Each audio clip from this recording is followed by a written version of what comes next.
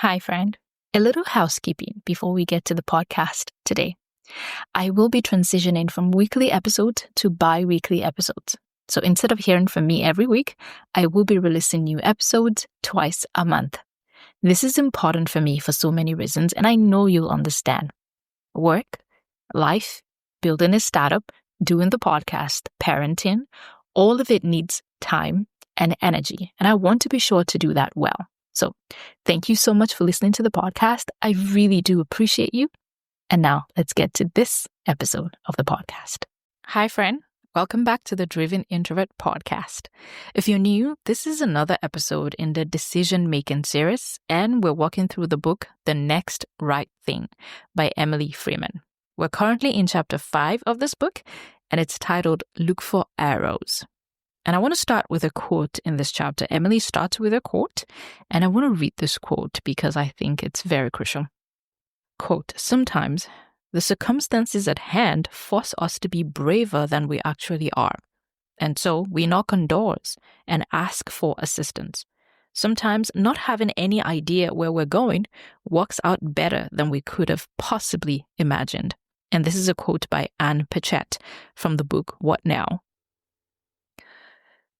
Today, we're talking about making decisions and how to process our emotions, our feelings, and our understanding of how to choose, especially when it's hard, especially when there's a lot at stake, especially when we need to make the right call. We need to make the right decision. All right, let's get into it.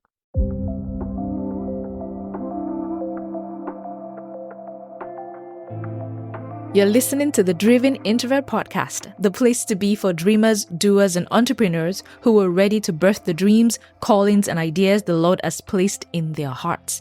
Do you sense that God is calling you to step out and do something new, but you're held back by fear and uncertainty?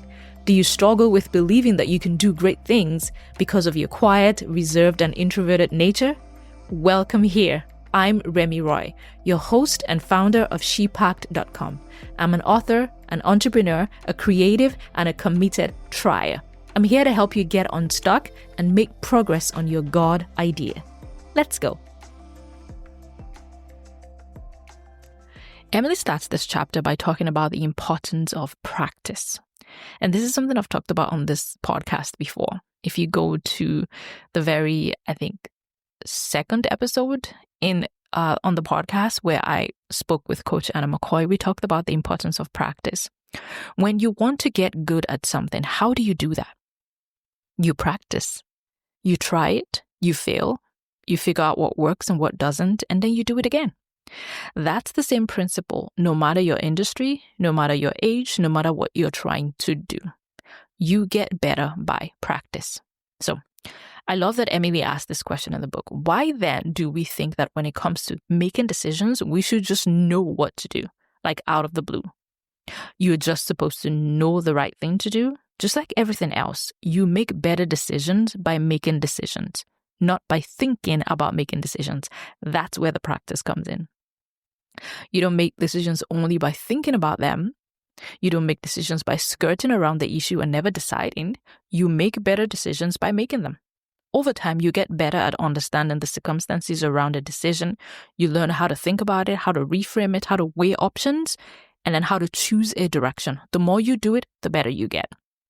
She also mentions that God gives us a faint vision of things before he gives us the fuller picture, if he ever gives us the fuller picture anyway. The idea of practicing being open to trying things is very important. I talk about this all the time on this podcast. If you listen, you know I'm a trier. I say that often. It's a crucial principle for my life. The ideas God gives, the things that come to you, they don't come fully processed, right? They rarely arrive fully formed. It's a vision. It's a vague idea, something not fully shaped. It's a bit ephemeral. You don't quite understand it yet. And that's where the discipline is. Even when you don't understand, step out and begin to feel it out. Try to make sense of it. Do that with hope, not with fear, not with overwhelm or chaos. Take steps, move forward. If you're a chronic hesitator, overthinking every single thing and not being able to take a step because you're afraid of making the wrong move, the only way to get better is by making decisions. Emily talks about something really crucial when you are in uncertainty and you have to decide. that feeling of not knowing, not understanding, it can induce panic or fear and a lack of settlement, like you just feel unsettled. That's only one side of the coin, however. There's another way to look at it. There's another way to look at when you find yourself in a place where you don't quite have all the answers, and that is to look with the eyes of hope and possibility. I believe there's an excitement that can come if we let ourselves go there. There's an excitement that can come from doing something new, something that is untested, treading uncharted waters, so to speak. There is an excitement there. And there's a tiny bit of hope, if you allow it, that can begin to emerge. She quotes from the book again, What Now? She says, what now? That question of, what now? What do I do now? It's not just a panic-stricken question tossed out into the dark unknown. What now can also be our joy. It's a declaration of possibility, of promise, of chance, so to speak. It acknowledges that our future is open and that we may well do more than anyone expected of us, that at every point in our development, we are still striving to grow. End quote. I love this. I love this so much. When I look at my own situation right now, I'm taking a huge step with Podground, which is the company I'm starting. For me, it's a declaration of possibility. I don't quite know where it's going. I don't always know how. Sometimes I don't even know exactly what I'm doing, to be honest with you. But I love that it is pregnant with hope and possibility. The future is open and anything is possible. I tell you, there is excitement there. That's why it's important to be open to what the future may bring. If you only go by what you already know, what you've already done, your possibilities are limited. But when you open yourself to what's possible, you open yourself to anything God may bring your way. It is mind-blowing what can happen. This chapter, like I said, is called Look for Arrows. And I think this is an important part of this whole thought around just being open to possibility. Emily shares a family story in this chapter. Her husband, who used to be a youth pastor, he reached a point where he knew it was time to move on. But he didn't know what was next, like move on to what? That's very common, right? You know where you are isn't where you want to be, but you have no idea where you're going, where you really are heading. It's kind of like a nebulous place. It feels like you're locked out of your past, but you're not yet in your future. So Emily and her husband, they try to decipher what to do next. That kind of question is rarely simple. There's rarely a clear, immediate answer. As they talked and prayed, something important happened. They drew closer to each other as a couple. Their marriage experienced some sort of renewal. Sometimes you're focused on one decision, like you're trying to dig deep, you're trying to find something, but you find something else you weren't looking for. Why? Because God knows us better than we know ourselves. We think, I just need a new job. But He may be showing you something even deeper than that. But over time, they figured it out. There was no single lightning bolt kind of answer, but God dropped little hints, and she calls them arrows, and opened the door here, a step there, and things began to come together. What this tells me is be less fixated on the one decision and be more open to what might be possible. Like being open to what God might be trying to tell you. The next step may not be what you expect, but it can lead somewhere unexpected and amazing. So if you're in a place where you need to decide and you're fixated on that one thing, maybe it's time to loosen your grip a little bit. I'm not saying be indecisive or throw caution to the wind, but prayerfully consider that this moment may be more than about the decision you're trying to make. Maybe God is showing you arrows, is pointing in different directions. It may not be where you thought you go, but make space for that and see what is possible. When I got the idea for Podground, I was actually focused on something else in the podcast space still, but it was something totally different. I asked my sister to pray with me because I needed to decide whether to move forward on that particular project, and I did move on it. I laid a lot of groundwork. I talked about it publicly. I did all the things, but God was leading me in a different direction. So you might ask, why didn't He just tell you not to do that first thing? One thing I've realized is every step matters and none of it is wasted. God knows exactly what He's doing. There are nuggets and seeds planted that will bring up something else in the future. So be diligent with the ideas He gives and the crossroads He allows. Because as you begin to dig deep and figure out what to do, He's planting something in your heart. Trust me, follow through. So in this episode, we're talking about the unexpected things that can happen when you open yourself to possibilities while you consider a heavy decision. Sometimes it's not about the decision itself, it's about what's possible in the moment of transition. Anything is possible. And that's the joy and amazement of being right there. So there are two big things Emily says here. I quote, if you have a big decision hanging out in your soul, maybe one that has to do with faith, vocation, or relationships, perhaps your next right thing is to take a break from your front and center search for answers and look around for the arrows instead. Listen to your personal desire, laugh, take a walk, make some plans, and hold them loosely. That's important.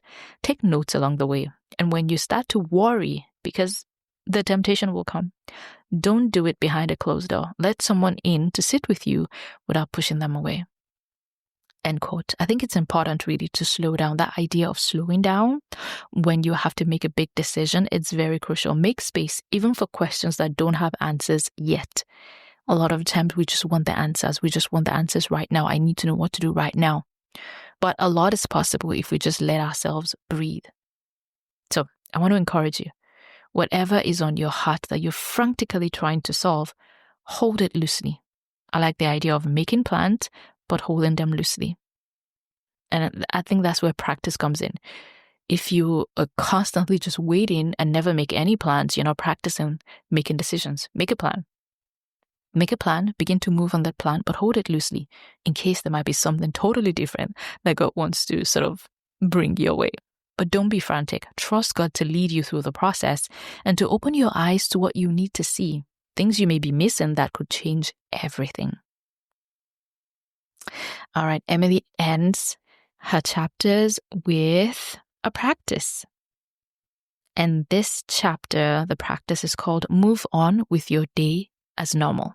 She says, and I quote, in his book, Hearing God, Dallas Willard shares that when he asks something of God for direction or clarity in some way, he states it simply in prayer and then devotes the next hour or so to housework, gardening, driving about on errands, or paying bills. Things that keep his hands busy, but his mind open.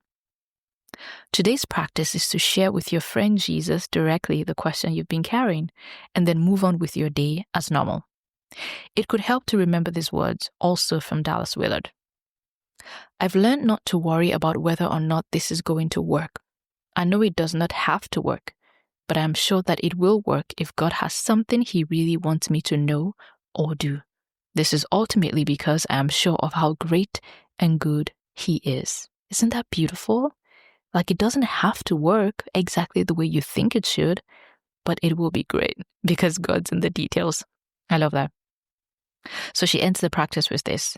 I quote, as you simply do the next right thing in front of you, wash the dishes, write the email, read the chapter, have the conversation, pay attention not only to what's happening on the outside, but to what is moving on the inside. Look for arrows, not just answers. If God has something to tell you and you continue to place yourself before Him, He won't let you miss it. End quote. And that's the fear we sometimes have. Am I going to miss God? Am I going to miss my calling? Am I going to miss my destiny? Those are big, scary questions sometimes. But trust God. He'll make sure you get it as long as you're moving in His direction. And that's my encouragement for you today. If you're in a season of decision making, I pray that you feel the peace to pause, the courage to trust God, and the boldness to look for arrows, not just answers. All right. Thank you so much for listening. If there's something on your heart that you're trying to figure out, I would love to talk with you or pray with you about it. Send me an email at thedrivenintrovert@shepacked.com. All right. Thanks so much for listening to this one, and I'll see you in the next one. Bye. Thank you so much for listening. If you enjoy this conversation, please take a moment to follow or subscribe to the podcast. I'd also love your feedback on this episode. You can scroll down on your app and click write a review. I'd love to read your takeaways from this conversation. As always, don't forget to take courage, trust God, and go pursue your big ideas. See you next time. The Driven Introvert is produced by shepak.com and Remy Roy. Want to ask a question or share a comment in a future episode? Click on the link in the show notes to record your question in a voicemail.